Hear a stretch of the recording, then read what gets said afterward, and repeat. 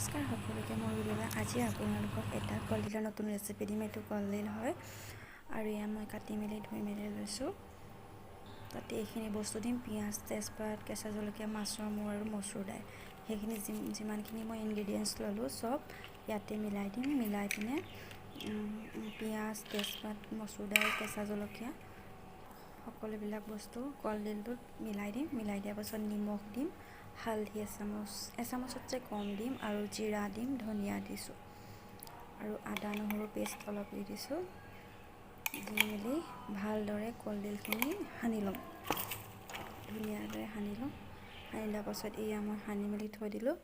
তাৰপাছত কুকাৰত অকণমান তেল দি সানি থোৱা কলডিলখিনি মই ইয়াতে দি দিছোঁ।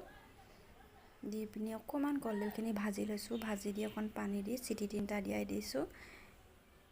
তাৰপিছত এয়া মোৰ কলডিলৰ ৰেচিপিটো তৈয়াৰ হৈ গ'ল। এয়া এনেকৈ বনাই খাবচোন, বহুত ভাল লাগে। যদি মোৰ পেজটো ফ'ল' কৰা নাই, ফ'ল' কৰি দিব আৰু